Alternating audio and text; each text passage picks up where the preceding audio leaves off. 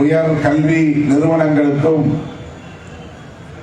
பல்கலைக்கழக மானிய குழு அனுப்பியுள்ள வழிகாட்டுதல் இடஒதுக்கீட்டு பிரிவினருக்கு சமூக நீதி சமூகங்கள் இடஒதுக்கீட்டு பிரிவினருக்கு பாதிப்பை ஏற்படுத்தக்கூடியதாக அமைந்திருக்கிறது. என்ன வழிகாட்டுதலை தந்திருக்கிறது என்றால், ஆண்டுதோறும் எஸ்சி எஸ்டி ஓபிசி பிரிவினருக்கு இருக்கும் வேலை வாய்ப்பில் இருக்கும் இடஒதுக்கீட்டை நிரப்புகிற போது நிரப்பப்படாமல் காலியாக உள்ள இடங்களை அப்படியே காலியாக வைத்திருக்க கூடாது. அடுத்த ஆண்டு கணக்கிலே அதை கொண்டு போய் சேர்க்க கூடாது. அதுதான் ஆங்கிலத்திலே கேரி ஃபார்வர்ட் என்று சொல்லுகிறார்கள். இந்த ஆண்டு 100 பேர் பேராசிரியர்களாக நியமனம் செய்ய வேண்டும் என்று இருந்தால் அதில் 70 பேர் பணியமர்த்தம் செய்யப்பட்டு விட்டார்கள். 30 பேர் இடம் காலியாக இருக்கிறது. அப்படி 30 பேர் நிரப்பப்படாமல் காலியாக இருக்கிறது என்று சொன்னால் இந்த பேராசிரியர் பணியிடங்கள் அதனை அடுத்த கல்வியாண்டுக்கு எடுத்து செல்லக்கூடாது. அதற்கு அடுத்த அந்த கல்வியாண்டில் இருக்கிற காலி இடங்கள் அல்லது நிரப்பப்பட வேண்டிய இடங்கள், போன ஆண்டு எஞ்சி இருக்கிற இடங்கள், இதை இரண்டையும் சேர்த்தால் 130 ஆகிவிடும். 2வது வருஷத்தில் 100, முதல் வருஷத்தில் மிச்சம் இருப்பது 30. ஆக 2வது ஆண்டிலே 130 இடங்கள் காலியாக இருக்கிறது என்று அறிவிப்பு செய்து விண்ணப்பிக்கலாம் என்று அழைத்து அதன் அடிப்படையில் அந்த காலி இடங்களை நிரப்ப வேண்டும் என்பது கடந்த காலங்களில் இருந்து வந்த நடைமுறை. இதனை பேக்லாக் வேகன்சிஸ் என்றும் சொல்லுவார்கள். இந்த 30 இடம் நிரப்பப்படாத காலி இடங்கள். ஒவ்வொரு வருஷம் அப்படி காலி இடங்கள் இருக்கும். சில பேர் அது பற்றிய தகவலே தெரியாமல் விண்ணப்பிக்காமல் கூட இருப்பார்கள். அப்படியே தகவல் தெரிந்தாலும் அந்த கெடு முடிந்திருக்கும். விண்ணப்பிக்க வேண்டிய கெடு முடிந்திருக்கும். ஆகவே 100 இடங்கள் நிரப்பப்பட வேண்டும் என்றால் ஒவ்வொரு ஆண்டும் 100 இடங்களை முழுமையாக நிரப்ப முடியாது. அது எச்ச சுச்சம் இருக்கும். அது தலித்துகளுக்கான இடம்தான். ஆகவே அது வேறு யாருக்கும் கொடுக்க கூடாது என்பதுதான் சமூக நீதி. அது பழங்குடியினருக்கான இடம்தான். அந்த இடத்தை பொது பிரிவினருக்கு தரக்கூடாது என்பதுதான் சமூக நீதியின் இன்னொரு அம்சம். அது ஓபிசிக்கான இடஒதுக்கீடு. அதில் இந்த ஆண்டு வர வேண்டியவர்கள் வந்து சேரவில்லை, ஆனால் இடம் காலியாக இருக்கிறது. அது எப்போதாக இருந்தாலும் அந்த பிரிவினருக்கே வழங்க வேண்டும். எனவே அதை கேரி ஃபார்வர்ட் என்கிற முறையிலே அடுத்தடுத்த ஆண்டுகளுக்கு எடுத்துச் செல்ல வேண்டும் என்பதுதான் சமூக நீதி. அப்படிப்பட்ட அந்த நடைமுறையை தொடர்ந்து பின்பற்ற தேவையில்லை. அந்தந்த வருடத்தில் எவ்வளவு இடங்கள் நிரப்பப்படுகின்றனவோ நிரப்பிவிட்டு எஞ்சிய இடங்கள் எவ்வளவோ அதை அந்த ஆண்டு பொது பிரிவினர் என்றால் அன்ரிசர்வ்டு கேட்டகரி. இங்க ரிசர்வ்டு கேட்டகரிஸ் யார்? Schedule caste, schedule tribes, OBC. இந்த மைனாரிட்டிஸ்லாம் ஓபிசிக்குள்ள வந்துடுறாங்க. முஸ்லிம்ஸ், கிறிஸ்டியன்ஸ் இடஒதுக்கீட்டு பெறக்கூடிய மாநிலங்களில் அவர்கள் ஓபிசி கீழே வந்து விடுகிறார்கள். ஓபிசி என்றால் அதர் பேக்வர்ட் கிளாஸஸ். இது குறித்து நான் ஏற்கனவே சொல்லி இருக்கிறேன். அதர் பேக்வர்ட் கிளாஸஸ் என்றால் ஷெட்யூல் காஸ்ட் ஷெட்யூல் ட்ரைப்ஸும் பேக்வர்ட் கிளாஸ் தான். Originally backward classes. எஸ்சி என்பவர்களும் பிசி தான் according to the constitution. ST என்பவர்களும் பிசி தான். Socially educationally backward classes SEBC. இதுதான் கான்ஸ்டிடியூஷன் சொல்வது. சமூக ரீதியாக கல்வி ரீதியாக பின்தங்கி இருப்பவர்கள், முன்னேற முடியாமல் தேக்கமுற்று இருப்பவர்கள், இவர்களை மேம்படுத்துவதற்காக கல்வியிலும் வேலை வாய்ப்பிலும் குறிப்பிட்ட சதவீத அளவில் இடங்களை ஒதுக்க வேண்டும். அதுதான் சோசியல் ஜஸ்டிஸ், சமூக நீதி. அதை நடைமுறைப்படுத்துகிற போது ஷெட்யூல் ட்ரைப்ஸ் நிறைய பேர் படிக்கவில்லை. 1% தமிழ்நாட்டிலே வழங்கப்படுகிறது. 100 பேர் பணியால் எடுக்கப்படுகிறது என்றால் ஒரு ஆள் எஸ்டி. 1000 பேர் என்றால் 10 பேர் ஷெட்யூல் ட்ரைப்ஸ். ஆனால் 10 பேர் பேராசிரியர் பணிக்கு தகுதி உடையவர்களாக இருக்க மாட்டார்கள். பேராசிரியர் பணிக்கு சில வரையறை வைத்திருப்பார்கள். அவர்கள் பிஜி படித்து பின்னர் எம்ஃபில் படித்திருக்க வேண்டும். அவர்கள் இதற்கென்று இருக்கிற eligibility test, net, set, SLET என்றெல்லாம் சில தேர்வுகள் இருக்கின்றன. NET, net, national eligibility test. அதை போல அந்த எலிஜிபிலிட்டி டெஸ்ட் பாஸ் பண்ணிருக்கணும். PhD முடிச்சிருக்கணும். இப்படி சில கிரைட்டீரியா இருக்கும், வரையறைகள். அந்த வரையறைக்கு உட்படாத முதுநிலை அல்லது முதுகலை படித்தவர்கள் பிஜி படித்திருந்தாலும் ப்ரொஃபசர் வேலைக்கு அப்ளை பண்ண முடியாது.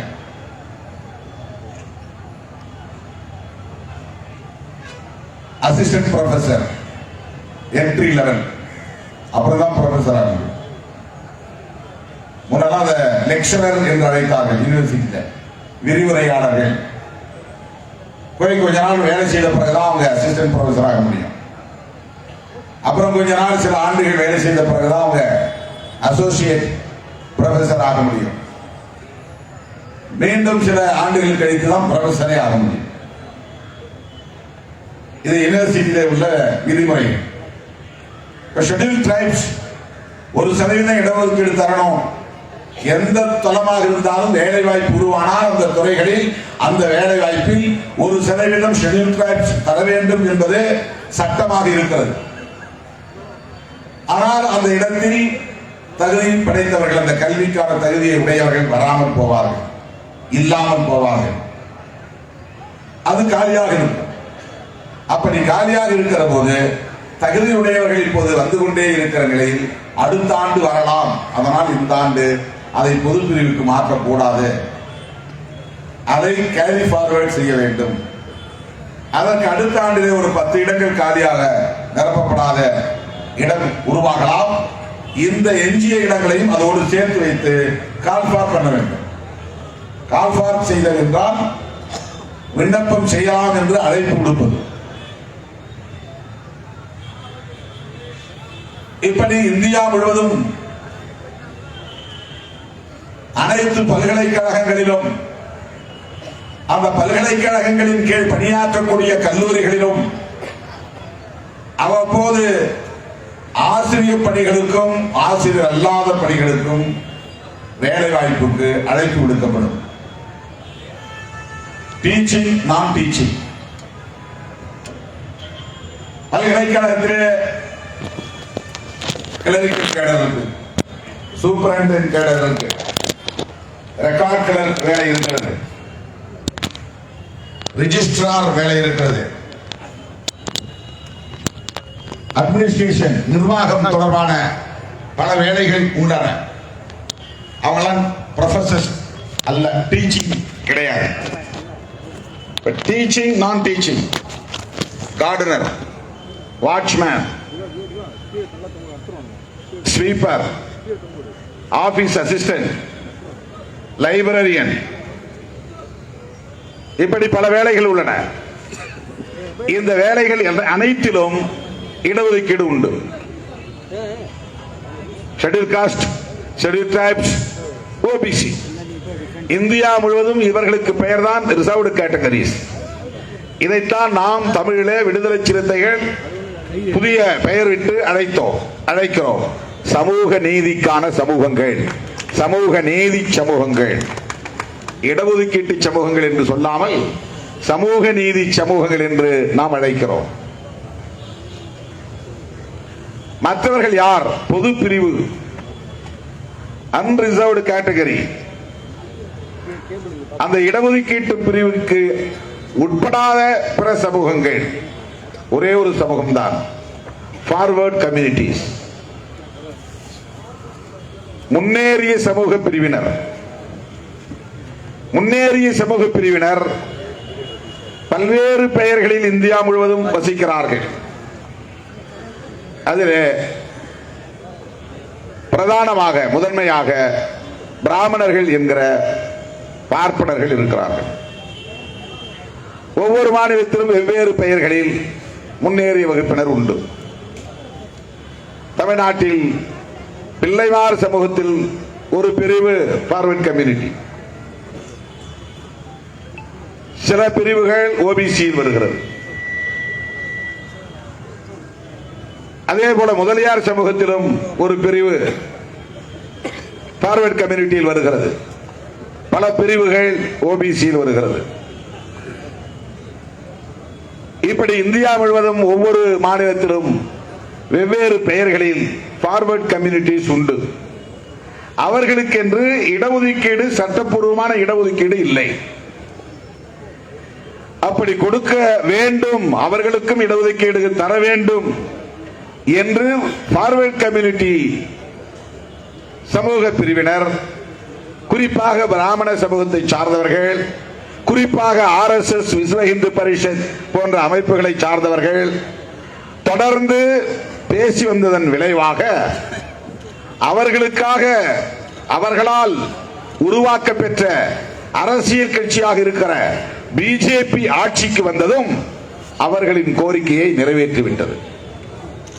அவர்களுக்கும் இடஒதுக்கீடு, அதுதான் எக்கனாமிக்கலி வீக்கர் செக்ஷன் என்கிற பெயரில், பொருளாதாரத்தில் நலிவடைந்த பிரிவினர் என்கிற பெயரில் முன்னேறிய சமூக பிரிவினருக்கு என்று உருவாக்கப்பட்டிருக்கிற இடஒதுக்கீடு 10 விழுக்காடு. நேரடியாக அவர்கள் அப்படி சொல்லவில்லை. இந்த இடஒதுக்கீடு எஃப்சிக்கானது என்று அவர்கள் சொல்லவில்லை. அப்படி சொல்ல முடியாது. சோசியல் ஜஸ்டிஸ் அதற்கு இடம் தராது. ஆகவேதான் எக்கனாமிக்கலி வீக்கர் செக்ஷன், பொருளாதார ரீதியாக நலிவடைந்த பிரிவினர் என்ற பெயரில் 10 விழுக்காடு இடஒதுக்கீட்டுக்கு சட்டம் கொண்டு வந்து விட்டார்கள்.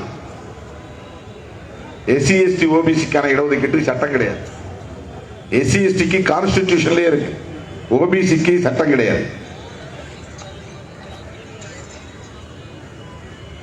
புரட்சியாளர் அம்பேத்கர் அவர்கள் இருந்த காலத்திலேயே எஸ்சி எஸ்டிக்கான இடஒதுக்கீடு கான்ஸ்டிடியூஷனல் ரைட் என்ற அடிப்படையிலே உறுதிப்படுத்தப்பட்டு விட்டது. எஜுகேஷன் அண்ட் எம்ப்ளாய்மெண்ட், இந்த ரெண்டிலும் இன்றைக்கு அவர்கள் இடபிள்யூஎஸ் என்கிற பெயரிலே இடஒதுக்கீட்டை கொண்டு வந்திருக்கிறார்கள். அது அடிப்படையில் சமூக நீதி கோட்பாட்டுக்கு எதிரானது. ஏனென்றால் பொருளாதாரம் என்பது சமூக நீதியில் ஒரு அளவுகோலாக இருக்க முடியாது. அது ஒரு ஸ்கேல் கிடையாது. அப்படி வைக்க கூடாது. அப்படி வைத்தால் அதற்கு பெயர் சமூக நீதியாக இருக்க முடியாது. இது பண்டிட் ஜவஹர்லால் நேரு அவர்கள் பிரதமராக இருந்த காலத்திலேயே புரட்சியாளர் அம்பேத்கர் போன்ற இன்டலெக்சுவல்ஸ், ஜாம்பவான்கள், அறிவுத்தளத்திலே மாபெரும் ஆளுமைகளாக விளங்கியவர்கள் விரிவாக விவாதம் நடத்திய பிறகு ஒப்புக்கொள்ளப்பட்ட ஒன்றுதான் பொருளாதாரம் என்பது ஒரு அளவுகோலாக ஏற்றுக்கொள்ள முடியாது, கூடாது. பொருளாதாரம் அடிக்கடி மாறக்கூடியதாக இருக்கிறது. இங்கே சமூக தகுதி என்பதுதான் மாற முடியாத அளவுக்கு நிலைப்படுத்தப்பட்டதாக இருக்கிறது. அதற்கு பல உதாரணங்களை நாம் சொல்ல முடியும். ராம்நாத் கோவிந்த் இந்தியாவின் முதல் குடிமகனாக பொறுப்பேற்றாலும் கூட, அந்த உயர்ந்த பதவியில் அமர்ந்திருந்தாலும் கூட, அவர் ஒரு கோவிலில் வழிபாடு செய்வதற்கு போன போது அவரை வாசலிலேயே நிறுத்திவிட்டார்கள்.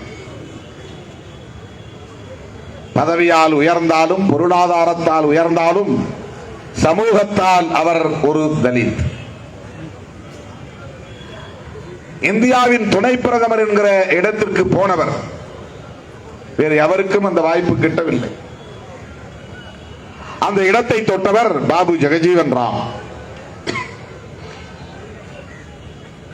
அவர் 3 படைகளுக்கும் தலைவர் என்கிற இடத்திலே ராணுவத்துறை அமைச்சராகவும் இருந்தார். ராணுவத்துறைக்கு, டிஃபென்ஸ் ராணுவத்துறை அமைச்சராக இருந்தார். அப்படிப்பட்ட அவர் ஒருமுறை உத்தரப்பிரதேசத்தில் சம்பூர்ணானந்தா என்பவருடைய சிலையை திறந்து வைத்துவிட்டு போனதும், அந்த சிலையில் கங்கா ஜலத்தை ஊற்றி, கங்கை நீரை ஊற்றி சம்பிரோச்சனம் செய்தார்கள், தீட்டு கழித்தார்கள் என்று அப்போதே பெரும் சர்ச்சை கிளம்பியது. ஏன்? அவர் அவ்வளவு உயர்ந்த பதவியில் இருந்தாலும் கூட அவர் கையால் தொட்டு அந்த சிலையை திறக்கவில்லை, மின்பொத்தானை அமுக்கி திறந்தார். ஆனாலும் அவர் வந்து போனதனால் தீட்டுப்பட்டு விட்டது என்று தீட்டு கழித்தார்கள். ஆகவே பொருளாதாரத்தால் உயர்ந்தாலும், கல்வியால் உயர்ந்தாலும், பதவியால் உயர்ந்தாலும், அவர்கள் சமூகத்தால் மிகவும் இழிநிலையில் இருப்பவர்கள் என்கிற உளவியல் இங்கே கட்டமைக்கப்பட்டிருக்கிறது. அப்படிப்பட்ட அந்த உளவியல் தகர்க்கப்பட வேண்டும். அதுவரையில் schedule caste, schedule tribes, OBC சமூக பிரிவினருக்கு அதிகார வலிமைப்படுத்தக்கூடிய வாய்ப்பை வழங்க வேண்டும். எம்பவரிங். அந்த வாய்ப்பு தான் கல்வியில் இடஒதுக்கீடு, வேலை வாய்ப்பில் இடஒதுக்கீடு. இதுதான் சமூக நீதி. ஆனால் இதை தகர்ப்பதுதான் மனுநெறியை உயர்த்தி பிடிக்கிற மதவெறியர்களின் ஒரே இலக்கு. சமூக நீதியை வலுப்படுத்த 1000 ஆண்டுகளுக்கு மேலாக இங்கே நிலைப்படுத்தப்பட்டிருக்கிற சமூக ஒழுங்கு சீர்குலைகிறது. சோசியல் ஆர்டர், வர்ணாசிரம தர்மத்தின் அடிப்படையிலே கட்டமைக்கப்பட்டிருக்கிற இந்த சமூக கட்டமைப்பு, அக்ரஹாரம் வேறு, ஊர் தெரு வேறு, சேரி வேறு, குப்பம் வேறு, அவரவருக்கு தனித்தனி கோவில், தனித்தனி குளம், தனித்தனி வழிபாட்டு தலம், தனித்தனி சுடுகாடு, தனித்தனியான திருமண முறைகள், தனித்தனியான ஈமச்சடங்கு முறைகள். எங்கே சனாதன தர்மம் இருக்கிறது என்று கேட்கிற மூடர்களுக்கு இதுவெல்லாம் தெரிவதில்லை. அந்த அற்பர்களுக்கு இதையெல்லாம் அறிய முடியவில்லை. இந்தியா முழுவதும் இதுதான் யதார்த்தமான நிலை. இப்படித்தான் சமூக கட்டமைப்பு இருக்கிறது. வாழிடம், வழிபாட்டு தலம், வாழ்க்கை முறை, ஈமச் சடங்குகள் ஒவ்வொரு சாதிக்கும் தனித்தனியாக இருக்கிறது. ஒவ்வொரு வருணத்துக்கும் தனித்தனியாக இருக்கிறது. இந்து சமூகத்திற்குள்ளேயே ஒரு சாதி கட்டுகிற தாலி இன்னொரு சாதி கட்டுவதில்லை. தாலியை பார்த்தே சாதியை கண்டுபிடித்து விடலாம். ஒரே சாதிக்குள்ளேயே தாலியை பார்த்தே அவர்கள் என்ன கோத்திரம் என்பதை கண்டுபிடித்து விடலாம். ஒரே சாதியாகத்தான் இருப்பார்கள், அதிலேயே பல கோத்திரம் இருக்கும். அந்த அடிப்படையில் தாலி கட்டுவார்கள். இதெல்லாம் உலகத்தில் எந்த சமூகத்திலும் கிடையாது. இவ்வளவு நுட்பமான பாகுபாடு எந்த சமூகத்திலும் கிடையாது. இவ்வளவு கடுமையான இடைவெளி என்பது எந்த சமூகத்திலும் கிடையாது. இந்த பாகுபாடுகளை களைந்து சமத்துவத்தை நிலைநாட்டுவதற்கு சமூக நீதிதான் பாதை, அதுதான் வழி. சமத்துவம் டெல்லியிலே இருக்கிறது என்றால் அந்த டெல்லிக்கு போய் சேர பாதை சமூக நீதி.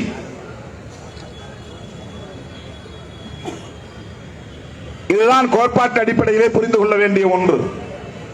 அப்படிப்பட்ட அந்த சமூக நீதியை முடிந்த வரையில் நீர்த்து போக செய்வது என்பதுதான் சங் பரிவார் கும்பலின் நோக்கம். சங் பரிவார் உங்களுக்கு தெரியும், பலமுறை நாம் பேசியிருக்கிறோம். சங் என்றால் சங்கம், பரிவார் என்றால் குடும்பம். RSS என்கிற சங்கத்தை சார்ந்த குடும்ப அமைப்புகள், அதுதான் சங் பரிவார். பல அமைப்புகள் இருக்கின்றன, வெவ்வேறு பெயர்களில் இருக்கின்றன, அரசியல் கட்சிகளாகவும் இருக்கின்றன. அதுதான் பிஜேபி. பிஜேபி என்பது சங் பரிவார்களுள் ஒரு அரசியல் பிரிவு, RSS அரசியல் பிரிவு. தோழர்களே, இந்த சங் பரிவார் அமைப்புகளை சார்ந்தவர்கள் ஒரு கொள்கையில் அவர்கள் தெளிவுபடுத்தப்பட்டிருக்கிறார்கள். என்ன என்றால், நீண்ட காலமாக இந்த மண்ணில் நிலை பெற்றிருந்த சனாதன தர்மத்தை பாதுகாத்தாக வேண்டும். சனாதன தர்மத்தை பாதுகாத்தால்தான் முன்னேறிய சாதி, உயர்ந்த சாதி என்று சொல்லப்படக்கூடிய பார்ப்பனர்களுக்குரிய பாதுகாப்பை உறுதிப்படுத்த முடியும். இந்த ஒரே ஒரு தர்மம் தான் அவர்களை மிக பாதுகாப்பாக வைத்திருக்கிறது. அவர்களுக்கு எந்த வகையிலும் பாதிப்பை ஏற்படுத்த முடியாத ஒரு அரணாக இருப்பது சனாதன தர்மம் தான். ஒரு ஊரிலே 300 குடும்பங்கள் இருந்தாலும் மொத்தம் 1000 குடும்பத்திலே 500 குடும்பங்கள் இருந்தாலும், அல்லது 1000 குடும்பங்களிலே 600 குடும்பங்கள் இருந்தாலும் அந்த ஊருக்குள்ளே புகுந்து அடிக்கிற சாதி வெறி ஆட்டத்தை நாம் பார்க்கிறோம். மரக்காணம் அருகே நடுக்குப்பம் என்கிற ஒரு கிராமம். அந்த கிராமத்தை சார்ந்த தலித் இளைஞர்கள் அங்குள்ள கோவிலில் நுழைய வேண்டும் என்று உரிமை கோரியிருக்கிறார்கள். அதற்காக அந்த கிராமத்தை சார்ந்த சாதியவாதிகள், சாதி வெறியர்கள் அண்மையிலே ரோட்டோரத்திலே, சாலை ஓரத்திலே நின்று கொண்டிருந்த 5-6 தலித் இளைஞர்கள் மீது வேண்டுமென்றே வந்து வம்பிழுத்து இழிவாக பேசி காரை விட்டு ஏற்றி இருக்கிறார்கள்.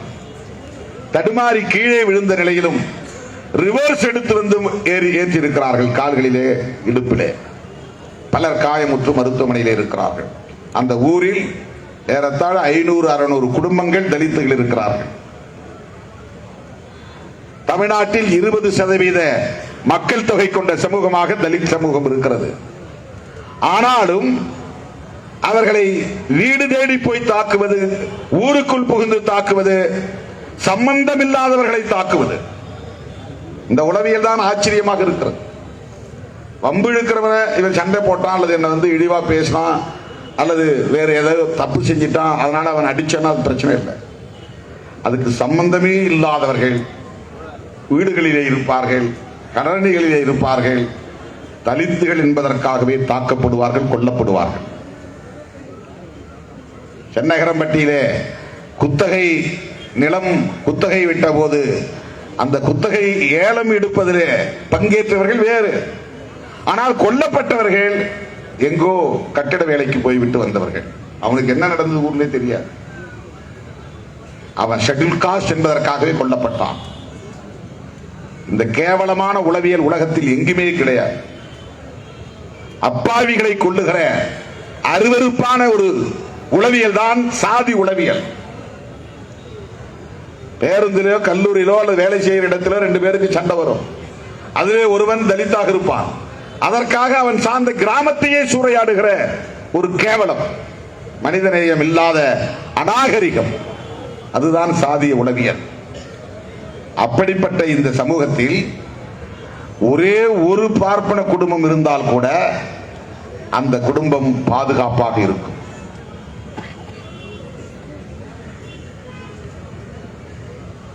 அவர்கள் எவ்வளவுதான் உங்களை இழிவுபடுத்தினாலும் கூட, கேவலமாக பேசினாலும் கூட, அபிஷ்டோ அபிஷ்டோ என்று சொன்னால் கூட, தள்ளி நில் என்று சொன்னால் கூட அவன் மீது யாரும் கை வைக்க மாட்டார்கள். இந்த பாதுகாப்பை போலீஸ் தரவில்லை, இந்த பாதுகாப்பை ராணுவம் தரவில்லை, இந்த பாதுகாப்பை சனாதன தர்மம் தருகிறது. அவன் மேல கை வைக்க கூடாது. இந்த பாதுகாப்பை வர்ணாசிரம தர்மம் தருகிறது. இந்தியா முழுவதும் உடல் உழைப்பே வேண்டாம் என்று உறுதி எடுத்துக்கொண்டு தலைமுறை தலைமுறையாக பட்டினி கிடக்காமல் வாழ முடியும் என்று ஒரு சமூகம் இருக்கிறது என்றால் அது பார்ப்பன சமூகம். ஆடு மாடு மேய்க்க தேவையில்லை, விறகு வெட்ட தேவையில்லை, கட்டிட வேலை செய்ய தேவையில்லை, மண்ணை தோண்ட வேண்டிய தேவையில்லை, கல் உடைக்க வேண்டிய தேவையில்லை, மரம் வெட்ட வேண்டிய தேவையில்லை, சுமை சுமக்க வேண்டிய தேவையில்லை, ரிக்ஷா ஓட்ட வேண்டிய தேவையில்லை, ஆட்டோ ஓட்ட வேண்டிய தேவையில்லை. ஆனாலும் 3 வேளை பருப்பு நெய்யோடு சாப்பிட முடியும். இந்த பாதுகாப்பை தருவது சனாதன தர்மம். இந்த உத்தரவாதத்தை கொடுப்பது சனாதன தர்மம். ஆகவேதான் சனாதன தர்மம் அழியாமல் இருக்க வேண்டும் என்பதற்காக உருவான ஒரு இயக்கம் தான் RSS என்கிற BSS. BSS என்றால் பிராமின் சுயசேவக் சங். அவங்க அதை ராஷ்டிரிய சுயசேவக் சங் என்கிறார்கள். ராஷ்டிரியம் என்றால் தேசிய என்று பொருள். ராஷ்டிரிய சுயசேவக் என்றால் தன்னார்வ தொண்டு. தேசிய தன்னார்வ தொண்டு பேரவை அல்லது சங்கம், அதான் தமிழ் படுத்தினா தேசிய தன்னார்வ தொண்டர்களின் சங்கம். ஒரு காலத்தில் சங்கம்னா தமிழ்நாட்டை பொறுத்தவரையில் சங்கம் என்றால் தமிழ் சங்கத்தை தான் குறிக்கும். சங்க தமிழ் என்றால் தமிழ் சங்கத்தை குறிக்கிற சங்க காலத்தை குறிக்கும். இந்தியா முழுவதும் ஒரு காலத்திலே சங்கம் என்றால் பௌத்த சங்கத்தை தான் குறிக்கும். பௌத்தத்திற்கு, அந்த பௌத்த அமைப்புக்கு பெயரே சங்கம். சங்கம் என்றால் அது பௌத்த அமைப்பு என்று பொருள். பாலி மொழியிலே சங். இன்றைக்கு சங்கம் என்றால் RSS என்றாகிவிட்டது. சங் பரிவார் என்றால் RSS குடும்ப அமைப்புகள் என்றாகிவிட்டது. அந்த RSS என்பது வேறொன்றுமில்லை, BSS தான். அது பிராமணர்களால் உருவாக்கப்பட்ட சங்கம், பிராமணர்களுக்காக உருவாக்கப்பட்ட சங்கம், பிராமணர்களே தலைமை தாங்கி வழிநடத்தக்கூடிய சங்கம். ஆனால் அதில் பிராமணர் அல்லாதவர்களும் இந்து என்கிற பெயரில் அரவணைக்கப்படுகிறார்கள். அப்படித்தான் மோடி, அமித்ஷா போன்றவர்கள் அந்த வலைக்குள்ளே போய் சிக்கி கிடக்கிறார்கள். கௌதம புத்தர் காலத்தில் இருந்து இந்த சனாதன தர்மத்தை எதிர்த்து போராடுகிற கருத்தியல் யுத்தம் நடந்திருக்கிறது. புத்தரே மதவாதி அல்ல, மத குரு அல்ல. நபிகள் நாயகம் கடவுள் நம்பிக்கை உள்ளவர், இயேசு பெருமான் கடவுள் நம்பிக்கை உள்ளவர். கடவுள் நம்பிக்கை இல்லாமல் இந்த மண்ணிலே மக்களுக்கு போதனை சொன்னவர் மகான் புத்தர். மகான்னா பெரியவாள்னு அர்த்தம், பெரியார்னு அர்த்தம். பெரியார் என்கிற தமிழ் சொல் தான் மகாத்மா என்கிற வடமொழி சொல். மகாத்மா என்று காந்தி சொல்றமே, அதுக்கு தமிழ் படுத்தினா பெரியார்னு அர்த்தம். பெரியாள், பெருமாள், அதான் மகாத்மா. பெரிய ஆள், மகான்னா பெரிய, ஆத்மான்னா ஆள், நபர். பெரிய ஆள் பெருமாள், அதுதான் தமிழிலே பெரியார் என்று அழைக்கப்படுகிறது, வடமொழியிலே மகாத்மா. கௌதம புத்தர் ஒரு பெரியார். அவருடைய போதனைகள் தனிநபர் ஒழுக்கத்தையும் சமூக ஒழுக்கத்தையும் தருவதாகத்தான் இருந்தது. ஆனால் அடிப்படையிலே சமத்துவத்திற்கானதாக இருந்தது.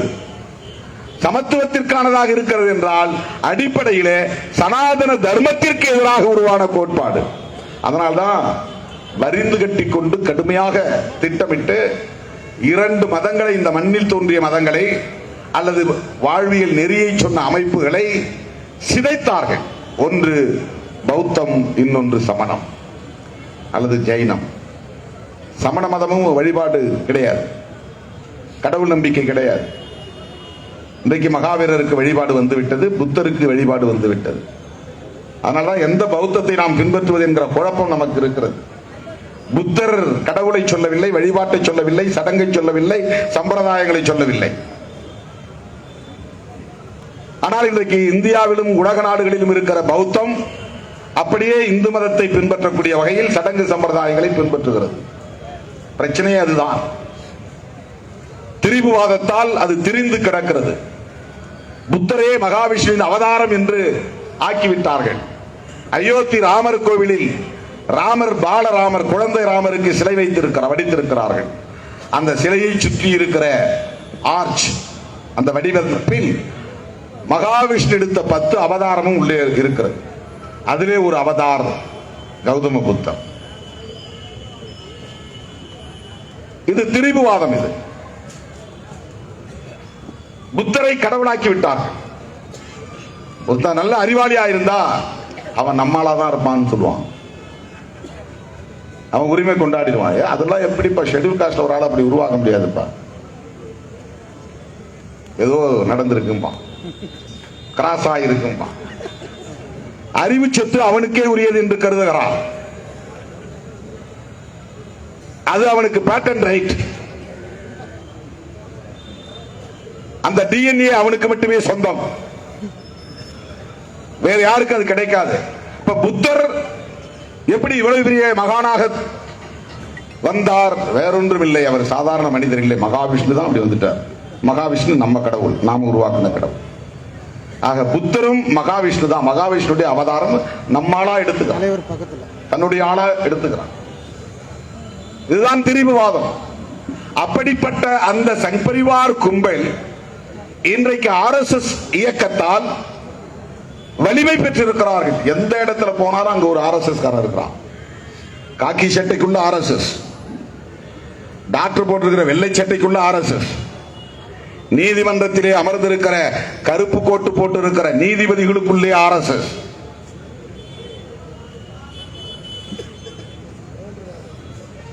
UGC chairman RSS, Jagdish Kumar அந்த ஆள் பேர்.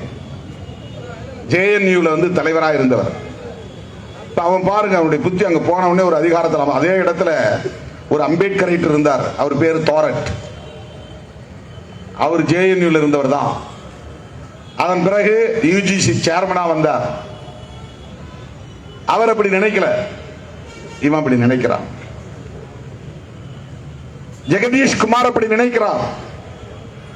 உடனே தன்னுடைய அதிகாரத்தை பயன்படுத்தி SC ST OBCக்கு இருக்கிற இந்த வேகன்சிஸ் எதுவாக இருந்தாலும் அதையெல்லாம் அந்தந்த வருடத்திலே ஜெனரல் கேட்டகரியில போட்டு, எக்ஸ்ட்ரா இருந்துச்சுன்னா அதை தூக்கி ஜெனரல் கேட்டகரியில போடு. ஜெனரல் கேட்டகரியில போடுனா அன்ரிசர்வ்டு கேட்டகரி. அன்ரிசர்வ்டு கேட்டகரினா பெரும்பாலும் ஃபார்வர்ட் கம்யூனிட்டிஸ். பெரியார் அதுதான் ஒரு வழி கண்டுபிடிச்சார். நாங்க போராடி இடஒதுக்கீடு வாங்கி அதுல 3% 4% தான் நிரப்பப்படுகிறது. ஆனால் ஃபார்வர்ட் கம்யூனிட்டியா இருக்கக்கூடிய பிராமணர் போன்றவர்களுக்கு எஞ்சி இருக்கிற எல்லா இடங்களும் இடஒதுக்கீடு மாதிரி ஆகிவிடுகிறது. எல்லா இடங்களும் அவன் எடுத்துக்கிறான். இப்ப 50% மேல இடஒதுக்கீடு போகக்கூடாது அப்படின்னா இந்த SC ST OBC எல்லாம் சேர்ந்து 50% பங்கு போட்டுங்க. மிச்சம் இருக்கிற 50% ஜெனரல் கேட்டகரி. அதுக்கு என்ன பொருள்? பெரியார் பார்வையில அது பூரா எஃப்சிக்கானது. அவன் போராட்டம் இடத்துல ரிசர்வேஷன் கேட்கல, சட்டமும் இல்ல, ஆனா 50% இடத்தை அவனே எடுத்துக்கொள்ளக்கூடிய வாய்ப்பை இது தருகிறது. அதனால் பெரியார் சொன்னார், மொத்தமா சாதிவாரி கணக்கெடுப்பு நடத்து, எவன் எவ்வளவு சதவீதம் இருக்கிறானோ அந்தந்த அளவு எடுத்து அவனுக்கு கொடுத்துரு. 100% ரிசர்வேஷன். எதுக்கு 20% எஸ்சிக்கு, 20% எம்பிசிக்கு, 30% பிசிக்கு, தமிழ்நாட்டில் 69% ஏன் 100% ஆக்கு. அதுல 3 பேர் தான் பிராமின்னா 3 எடுத்துக்கோ, உனக்கு இல்லைன்னு சொல்லல. மிச்சத்தை அவன் சாதிக்காரனு கொடு, எவ்வளவு பேர் இருக்கானா அவ்வளவு பேர் கொடு. இது பெரியார் சொன்ன வாய்ப்பாடு, பார்முலா.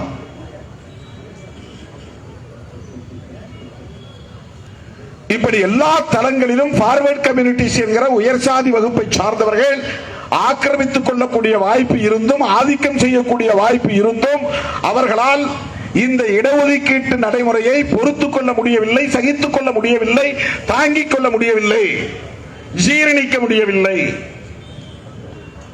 உச்ச நீதிமன்றத்தில் நீதிபதிகள் எவ்வளவு பேர் இருக்காங்க? எவ்வளவு பேர் எம்பிசி, எவ்வளவு பேர் ஓபிசி, எவ்வளவு பேர் எஸ்சி எஸ்டி? 70% மேல எஃப்சி இருக்கா, 70% மேல எஃப்சி. அங்க நீங்க என்ன போராட்டம் நடத்தினாலும் உள்ள போக முடியாது. கொலீஜியம் என்கிற பெயரால் நீதிபதிகளை தேர்வு செய்யக்கூடிய இடத்தை அவர்கள் தம் கைகளிலே வைத்திருக்கிறார்கள். இடஒதுக்கீட்டை நடைமுறைப்படுத்தினால் இந்த சமூகத்திலிருந்து ஒருத்தன் மெல்ல மெல்ல வளர்ச்சி அடைந்து யூனிவர்சிட்டி ரெஜிஸ்ட்ராரா வருவான். அதிகாரத்தை பயன்படுத்தக்கூடிய வாய்ப்பு, முடிவெடுக்கக்கூடிய இடத்திற்கு அவன் வருவான். ஷெட்யூல் டிரைப்ஸ்ல இருந்து ஒருத்தன் வருவான், வைஸ் சான்சலராக வந்து உட்காருவான். கல்லூரி பேராசிரியர்களாக வந்து அமருவார்கள்.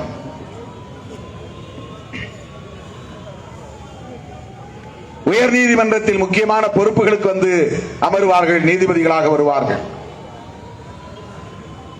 அடிஷனல் கவர்மெண்ட் லீடராக வருவார்கள், அட்வொகேட் ஜெனரலாக வருவார்கள், அட்டர்னி ஜெனரலாக வருவார்கள். இந்திய தலைமை வழக்கறிஞர் அட்டர்னி ஜெனரல், ஸ்டேட் தலைமை வழக்கறிஞர் அட்வொகேட் ஜெனரல். இதிலெல்லாம் உயர் சாதி வகுப்பை சார்ந்தவர்கள் தான் ஆதிக்கம் செலுத்த வேண்டும் முடிவெடுக்கிற இடத்துல. நீ சட்டமன்றத்திலும் நாடாளுமன்றத்திலும் போராடி சட்டம் கொண்டு வருவாய், அந்த சட்டமே செல்லாது என்று சொல்வதற்கு அவன் உச்ச நீதிமன்றத்திலே உட்கார்ந்திருப்பான். இதை கணித்து சொன்னவர் தந்தை பெரியார். நீ எம்பி ஆகி எம்எல்ஏ ஆகி போய் சட்டத்தை கூட உருவாக்கிடுவ, ஆனால் அந்த சட்டமே செல்லாதுன்னு சொல்வதற்கு அவன் உச்ச நீதிமன்றத்தில் நீதிபதியாக உட்காருவான்.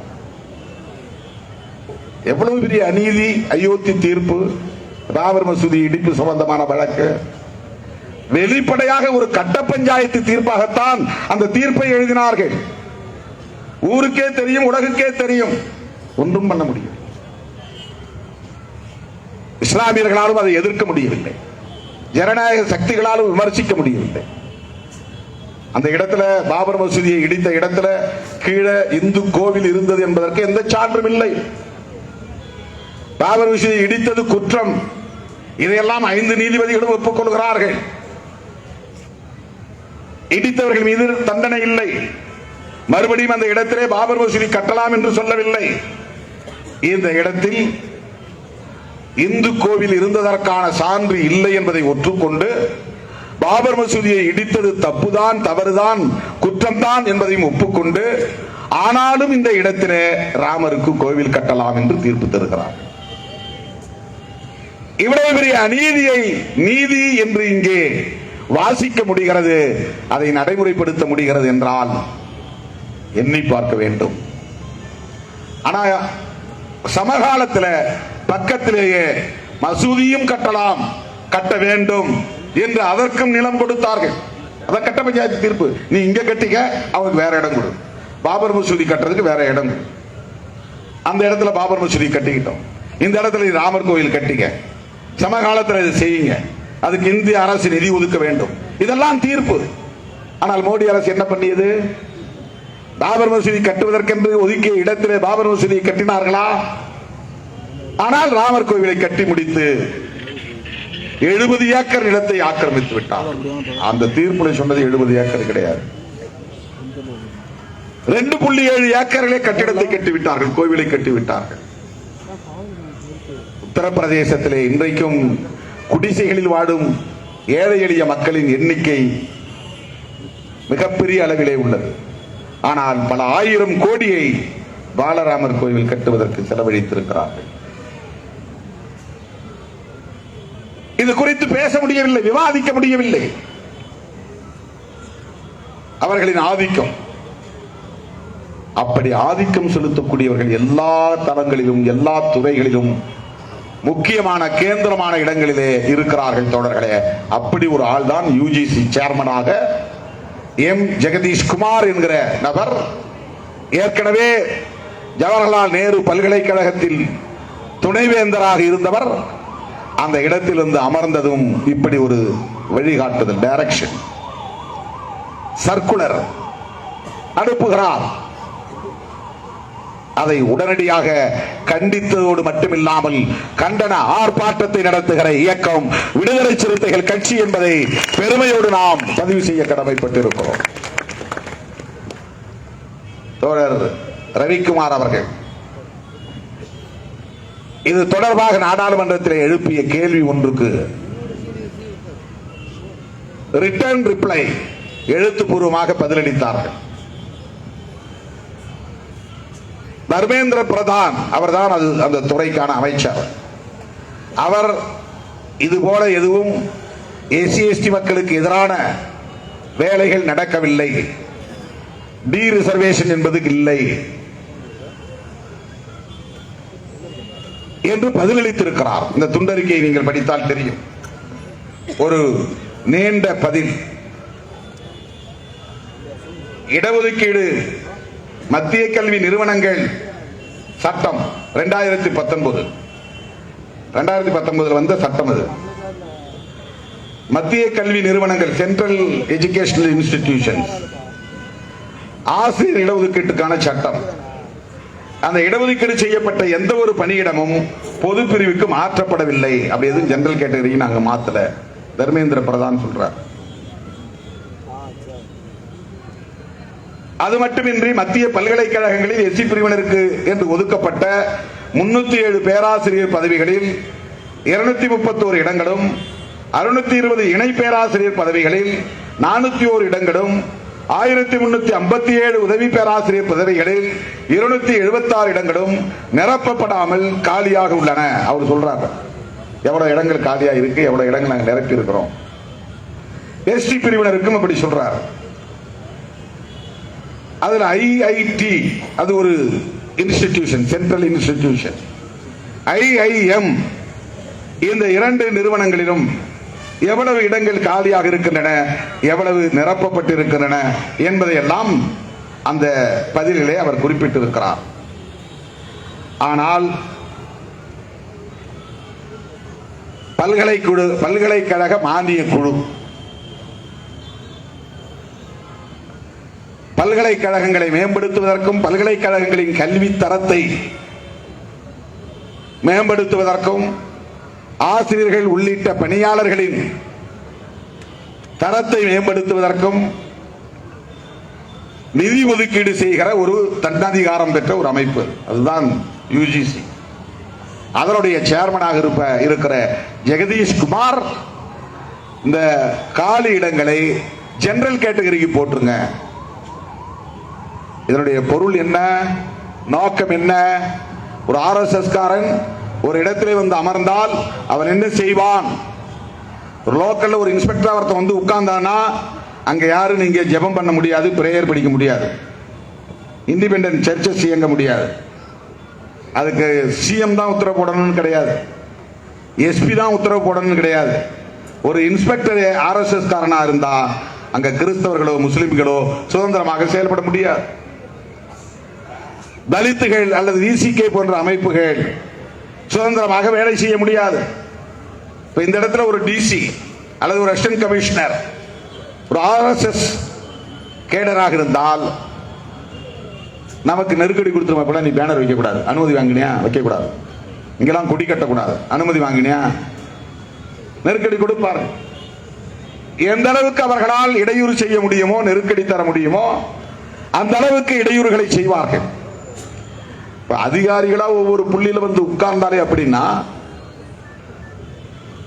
ஆட்சி அதிகாரத்தில் இருக்கிற அவர்கள் எப்படிப்பட்ட வெறியோடு இருப்பார்கள் என்பதை புரிந்து கொள்ள வேண்டும். அவர்களின் இலக்கு என்னவாக இருக்கும் என்பதை புரிந்து கொள்ள வேண்டும். யுஜிசி சேர்மனுக்கு இருக்கிற அந்த மைண்ட் செட், சமூக நீதிக்கு எதிரான அந்த உளவியல், அது ஒட்டுமொத்த RSS BSS பிராமண சுயசேவை சங்கத்தின் அஜெண்டா. அதுதான் அவர்களின் செயல் திட்டம். அது ஒரு சான்று.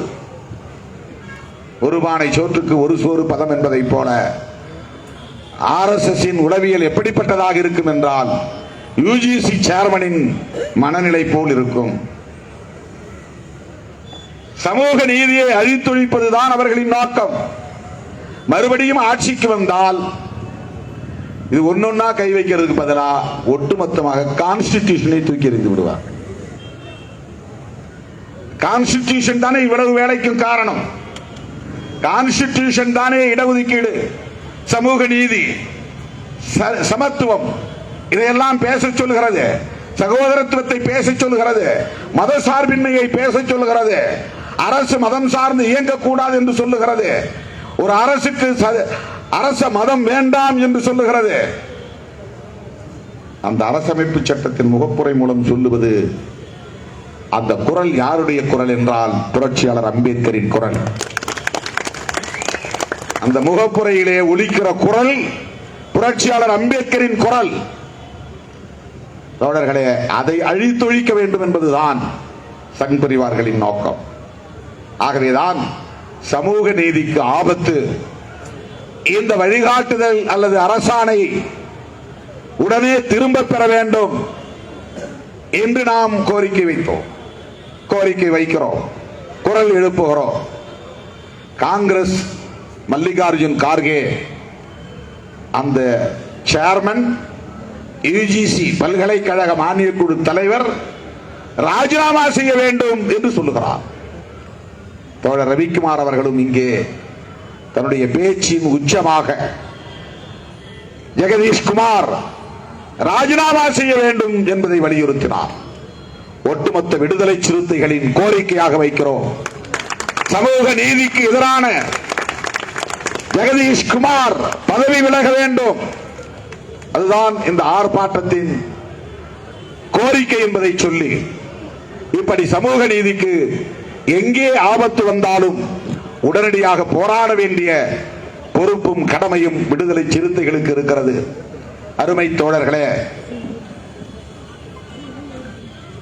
விடுதலை சிறுத்தைகள் ஒரு சமூக நீதிக்கான இயக்கம் என்பதால் தான் அரசமைப்பு சட்டத்தை பாதுகாக்க வேண்டும் என்கிற முதன்மையான ஒரு கருப்பொருளை வைத்து வெல்லும் ஜனநாயகம் என்கிற மாநாட்டை நாம் நடத்தி முடித்திருக்கிறோம். இந்திய அளவில் ஒவ்வொரு அம்பேத்கரியவாதியும் தலைவரக்கூடிய வகையிலே, பெருமைப்படக்கூடிய வகையிலே ஒரு மாபெரும் மாநாட்டை நடத்தி முடித்திருக்கிற இயக்கம் விடுதலை சிறுத்தைகள் கட்சி. சாதி பெருமையை சொல்லி நாம் கூட்டத்தை கூட்டவில்லை. மதவெறியை தூண்டி நாம் கூட்டத்தை கூட்டவில்லை. பிற சமூகங்களுக்கு எதிரான வெறுப்பு அரசியலை பேசி நாம் அவர்களை ஒருங்கிணைக்கவில்லை. ராம நாடகத்தை பார்ப்பதை போல, மகாபாரத கதைகளை பார்ப்பதை போல மக்கள் அமைதியாக உட்கார்ந்து ஒரு மாநாட்டில் தலைவர்களின் உரையை கேட்டிருக்கிறார்கள் என்றால், தெருவிலே தரையிலே அமர்ந்து பல்லாயிரக்கணக்கானவர்கள் மாநாட்டு அரங்குக்கு வெளியே வைக்கப்பட்ட LED திரையின் முன்னால்